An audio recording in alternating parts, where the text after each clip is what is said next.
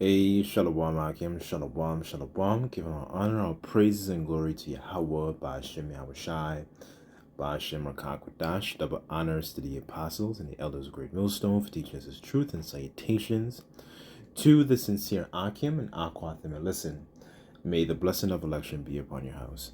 My name is Raquai. I'm back in here with another quick and Lord's will is always an edifying lesson. And for today's lesson, I wanted to use this show to. So this is pretty much a very popular show, going back to the early 1990s, called Dragon Ball Z. And I wanted to kind of basically talk about how a lot of Israelites are not going to look like your typical Israelite. And I kind of wanted to use this show as an example of that, because that show, when you watch it spiritually, it's really about us as a people and a scattering, right? So, on the screen, I have an image here of one of the characters on the top. His name is in the show, for brothers who don't know, his name is Vegeta, and below is his son, and his name is Trunks. Right? So as you can see, his son doesn't look so much like his father, but when you watch the show, he actually looks a little bit more closer to his mother, right? And even some of the movies too, his hair looks a little bit, longer, and so on and so forth, right? So, that's very interesting. I was thinking about the something Paul said about long hair to the Israelites in Corinth, right? But the point, really is that you know through a generation and a process of time, when you watch our people's behavior, us mingling amongst the other nations, they picked up a lot of their bad habits, and they picked up a lot of they dwelt among the heathen, and they essentially learned a lot of their works, a lot of their behaviors, right? And really and truly, as a nation, we're supposed to be a separate people, but the bloodline still goes back to him, because in the you can see the pedigree is still determined by the genealogy, I should say, is still determined by the father, regardless of how the son or the daughter actually looks, right? So, I kind of just wanted to use this show as an example to explain some biblical concepts, because that is something within, this world, people can't wrap their heads around, because you have a lot of covering cast, you have a lot of deception, you have a lot of strongholds that are on a lot of our people's minds when it comes to lineage, when it comes to nationality, when it comes to race. There's like, so for example, there's a lot of terms that people use these days that are like, for example, they say mixed. So when they say mixed, I'm using that in quotations, it refers to, an identity of a child that is basically taking on the nationality of both the father as well as the mother, right? But we know that's not the case. What really is truly the case is that the child's identity is still determined by the father, right? So I kind of just want to flow around with this idea, and I sincerely pray and hope that this lesson, is edifying, right? So I wanted to start off here in the book of Numbers. So this is Numbers chapter 1, verse 18. And it says, "And they assembled all the congregation together on the first day of the second month, and they declared their pedigrees after their families by the house of their fathers, according to the number of the names from 20 years old upward, by their polls," right? So a child's lineage is determined by the father, right? So in the show, you see there is essentially a scattering. There is no longer their home planet, right? So they had their home planet where the Saiyans, that's what they're called in the show, the Saiyans, where they grew up. And they, a few of them, so the one of the main characters on the top here, as well as another character, they spent a considerable amount of time on this other planet called Earth, right? And what happens after a process of time in settling there, after settling there for so many years, they started to actually, um, essentially they start to, find the other women of the other nations desirable. So they started, they got married to women that are on that planet. And what happens through that union? What happens is you have children that start to look a little bit more, like they take on those features of the mother, or they still might look like the dad, but the point really is that they don't start they lose their so-called look, their physical look, so to speak, right? But that lineage still goes back to the father, right? So I'm using this show as an example because when you watch the show, the character um below, his he looks a lot more like his mother.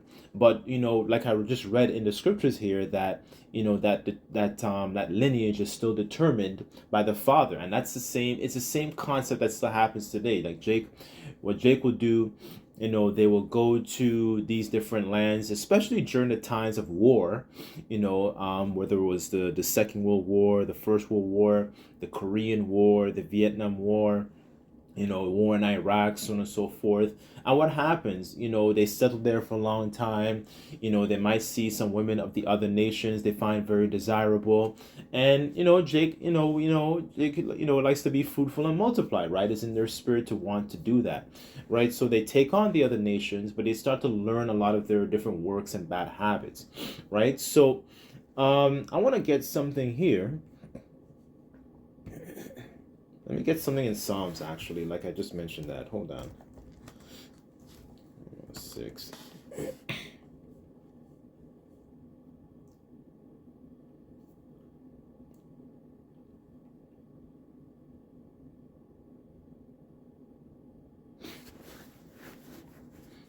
This is Psalms chapter 106, verse 35, and it says, "But they were mingled among the heathen, and learned their works, and they served the idols which were a snare unto them. Yea, they sacrificed their sons and their daughters unto devils, and they shed innocent blood, and the blood of their sons and of their daughters, whom they sacrificed unto the idols of Canaan, and they pollute, and the land was polluted with blood." Right. So, this is one of the consequences when Jake is mingled amongst the other nations, right? So, because the scriptures talk about how the righteous is more excellency than his neighbor, but the ways of wicked seduceth them. So they picked up a lot of bad habits. But I'm just using this as an example here. What happens when Jake is mingled amongst the heathen, right? When they're mingled amongst the heathen, they take on a lot of the bad customs and practices, and essentially, that becomes essentially a snare unto them. Like when you go into Judges, the second chapter, there was a generation that grew up and they didn't know about the things the Lord did, and eventually they started following the snares, because they were essentially paying tribute. They had different tributaries, so these other heathen nations that were essentially paying tribute, as opposed to getting rid of them completely, right? These different Hamite nations, and they started to fall into those ways of Baal worship, right? So that was a huge problem amongst our people, right? But in the show, you start to see that, okay, the longer they spent around these other nations, they forgot a lot about their own customs. So one of the main characters in the show, his name's Goku. If you watch the show, he has, he, even though he knows, he's a Saiyan because of this character on the top here, who actually grew up in the customs. There's a lot of things within the culture that he forgot. He doesn't know so much anymore. He has another a so-called, you can call it like a Babylonian name or an earthly name, right? So his name changes, kind of like when you read about those different boys that got taken into captivity under the Babylon during the time of our forefather Daniel. They had their own names, but then they eventually adopted Babylonian names, Shadrach, Meshach, and Abednego, right? So you start to see what happens over time when Jake is mingled amongst the heathen, and you start to see that Jake, they see the Israelites, they start to see, okay, the women of the other nations as desirable, but then that comes to their downfall, right? Because there's a withering away of culture. They in the show, the the mother, she wants it's always the mother, it's the mother always is pushing the sons, to go, and they need to be in school, they need to get a corporate job. You know what I'm saying? They start dressing like, essentially they start dressing like Esau, with the corporate job, and trying to get good grades and all this kind of stuff without actually learning their own history. So they don't even learn a lot about their own history, because the only one who really knows their own history was the main character on the top, because he, in the spirit, he represents the circumcision of knowing what happened to the planet. He's a prince, right? So so let me just get some more, let me get something to kind of illustrate this idea. I just want to read this account real quick.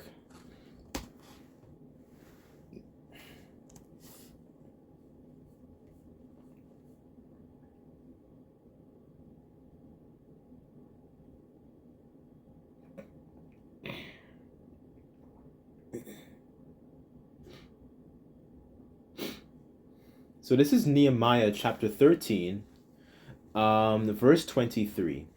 And it says, "In those days I saw Jews that married wives of Ashdod, and of Ammon, and of Moab. And the children spake half in the speech of Ashdod, and could not speak the Jews' language, but according to the language of each people. And I contended with them, and cursed them, and smote certain of them, and plucked off their hair, and made them swear by the Most High, saying, Ye shall not give your daughters unto their sons, nor take their daughters unto your sons, or for yourselves. Did not Solomon, king of Israel, sin by these things?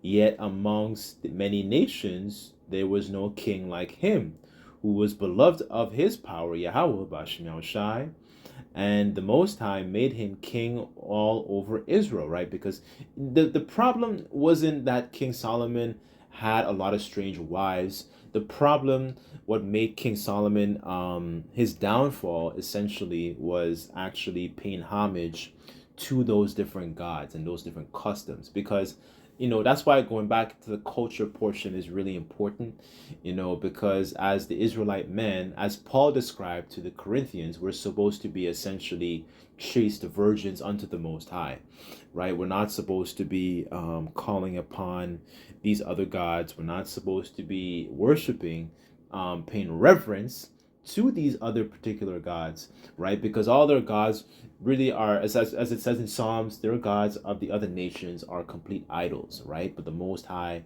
made the heavens, right? So the point is that was one of King Solomon's biggest mistakes, was to not they pay essentially paying and paying reverence to those other gods of those different strange wives. Because part of these the women of the other nations, there's essentially a certain practice where they're supposed to put off the raiment of their captivity by paring their nails and shaving their head, right, and putting off those different abominable ways, and actually learning the ways of under and being in subjection unto that Israelite man, right? But that's not the case of what happened here, because Nehemiah is smoten and telling them, like, understanding and bringing it back to reference. And this is why culture is so important, because Nehemiah is bringing it back to understanding, this was a king of Israel that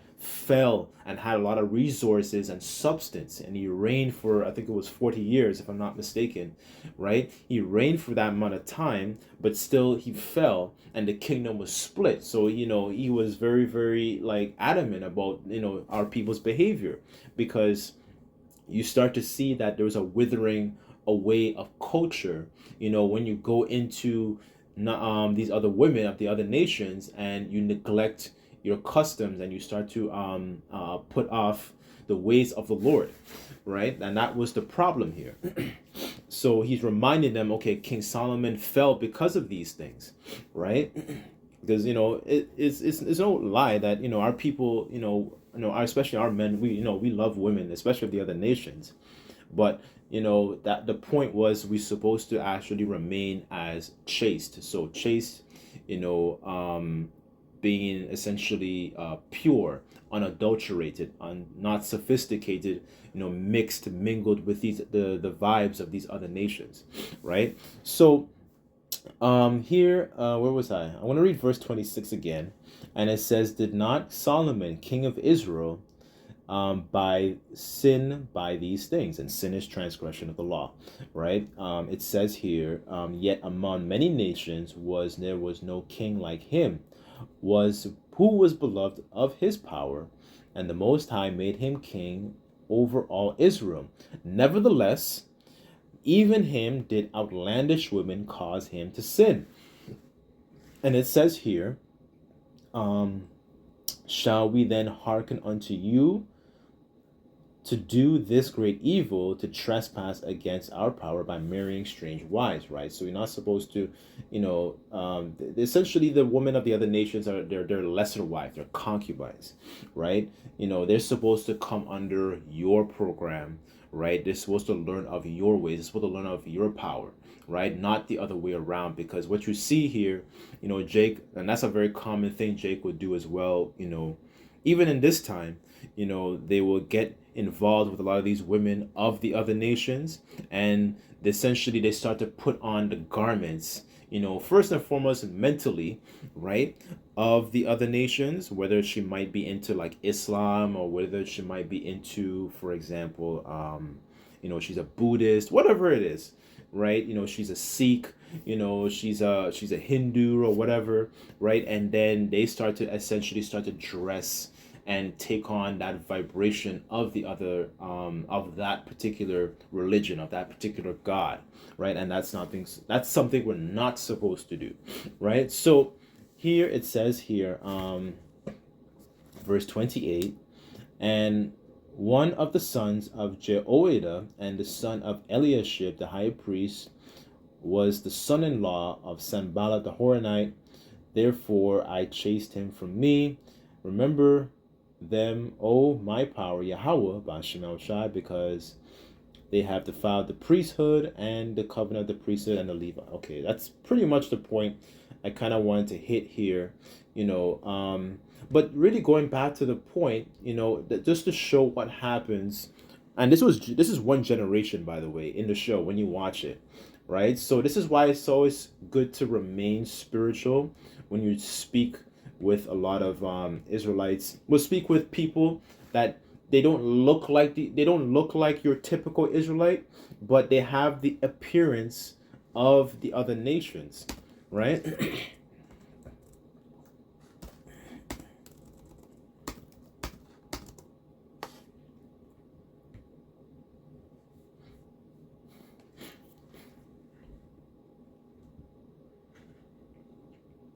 This is 1 Corinthians 2, verse 12, and it says here, now we have received not the spirit of the world, but which is the Spirit which is of the Most High, that we may know things that are freely given unto us of the Most High, which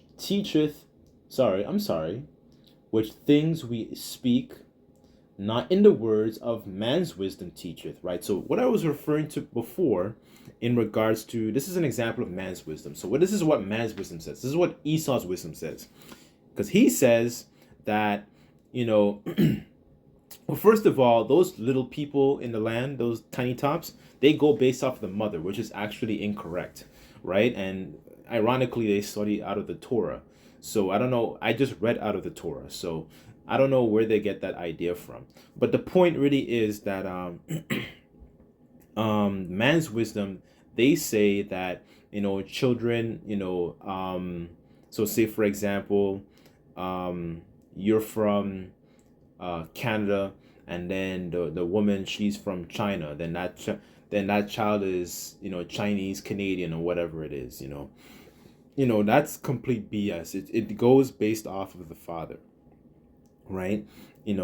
They have these terms, they come up with these different terms, like mixed, I'm part this, I'm 1/8 this. And this is why a lot of, like, for example, even in America, you have these problems with a lot of this deception with a lot of these so-called Gadites and Reubenites, and a lot of tribes from like the northern kingdom that look a little bit darker, right? But because there were so many of them that mixed amongst Judah and the so-called Negroes, for example, you had a lot of them that ended up coming out a lot darker, right? There's a lot of mixing and mingling between the two tribes, right? So like for example, there's a singer called his name is Miguel, and I think his father is Mexican and his mother, I believe, is a so-called Negro, right? So but he's a lot darker for a typical, that Mexican look. But the point really is that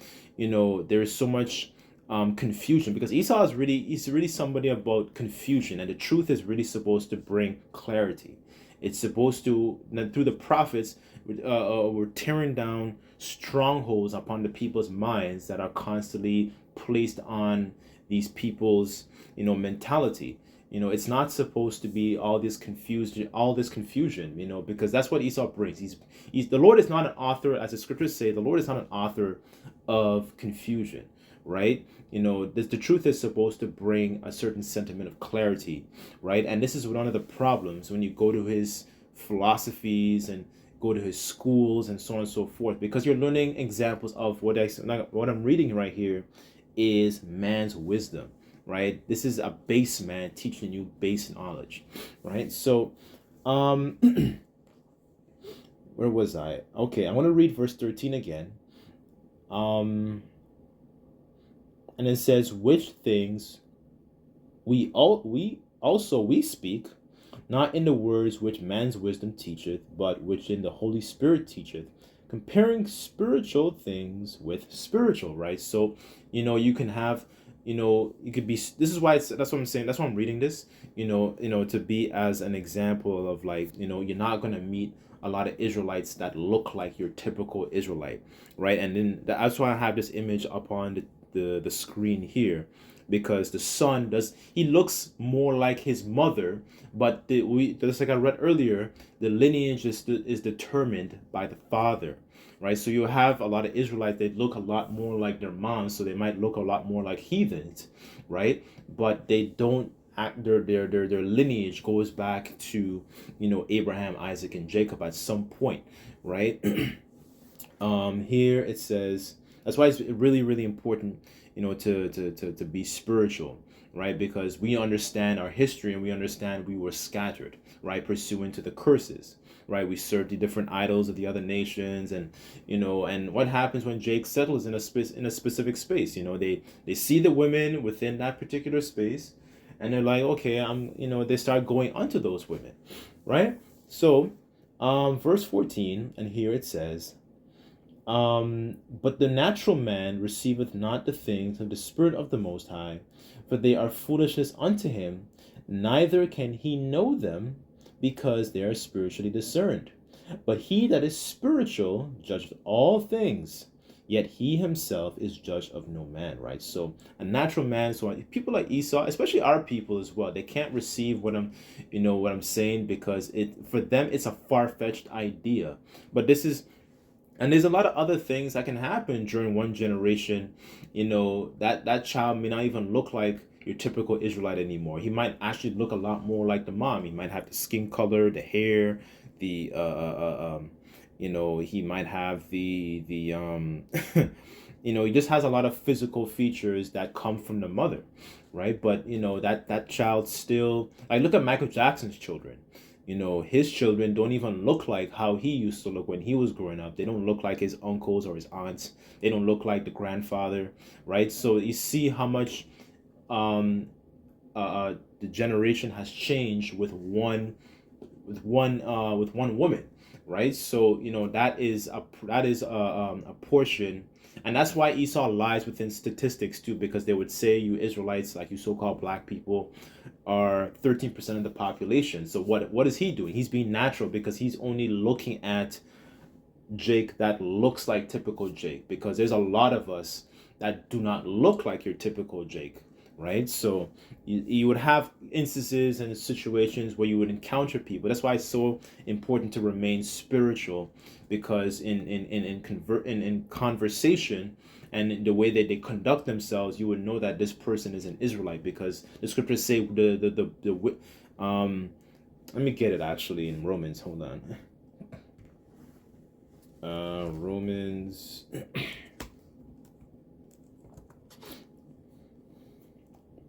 Romans 8:16, and it says, the Spirit itself beareth witness with our spirit that we are the children of the Most High, right? So, it's a spiritual thing that, that we're being moved, in terms of understanding the Lord and understanding this connection that, it's deeper than skin color, right? Skin color is an indicator, but there's a lot of other nations that actually they have skin color. They have that dark pigmentation as well, right? But the point really is that through generations of time, you will still have a lot of Israelites that don't look like your typical Israelite, right? So I'll leave the lesson there, but I sincerely pray and hope that this lesson was edifying. Just the remaining spiritual when you're having and you meet a lot of Israelites. A lot of them would not look like your typical Israelite because of this scattering, and because of Jake. We got scattered and this and that and the fourth, and they're gonna look like the other nations where they were displaced, right? So again, Lord's will, this lesson was edifying. Just like to give all praises, glory, and honor to Yahweh, Ba'ashem Yahushai, Ba'ashem Lakakwadash.